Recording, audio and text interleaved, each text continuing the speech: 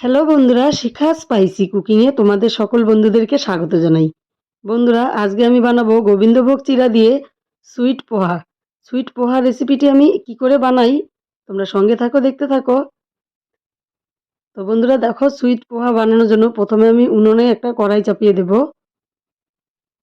এদিকে কড়াইটা গরম হতে থাকুক, তোমাদেরকে দেখিয়ে দিচ্ছি আমি গোবিন্দভোগ চিড়াটাকে কি করে নিয়েছি। তো দেখো, চিড়াটাকে আমি ধুয়ে পরিষ্কার করে নিয়েছি।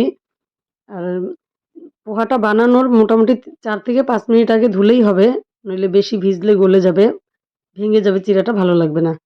তো কড়াই গরম হয়ে গেছে, আমি দিয়ে দিলাম ঘি। এবার এর সঙ্গে দিয়ে দিব এলাচ আর হলো লং আর তেজপাতা।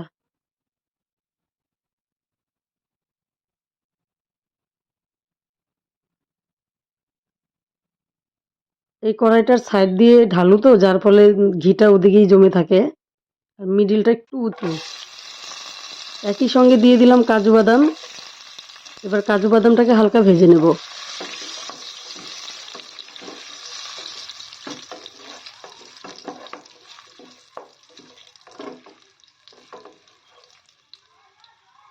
এবার দিয়ে দিব মটরশুঁটি। তো দেখো বন্ধুরা, মটরশুঁটিগুলো আমি আগে থেকে এটা সামান্য পরিমাণ লবণ দিয়ে সেদ্ধ করে নিয়েছি।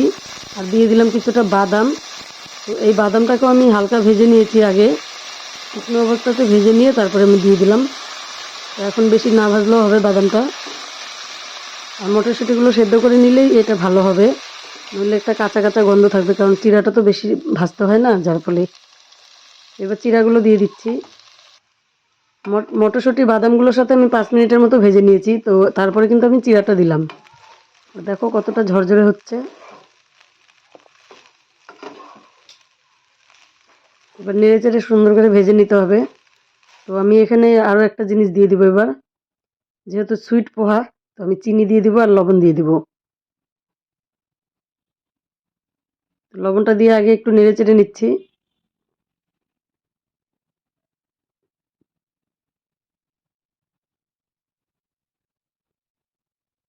এবার চিনিটা দিয়ে দেব।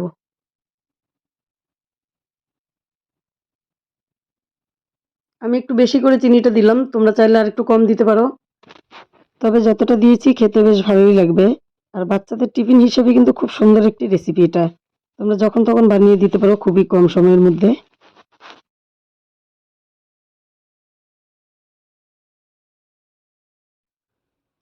সুইট পোহা, কিন্তু তবুও আমি একটু গোলমরিচের গুঁড়ো দিয়ে দিব, তাহলে খেতে বেশ ভালো লাগবে।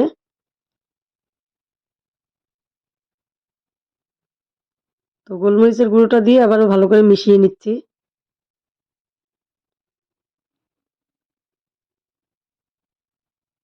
এবার এখানে আমি আরও কিছুটা ঘি দিয়ে দিব।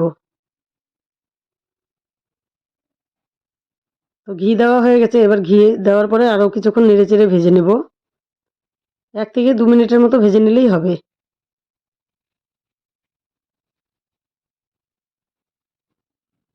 তো দেখো বন্ধুরা, খুব সুন্দর করে মিশিয়ে নিলাম।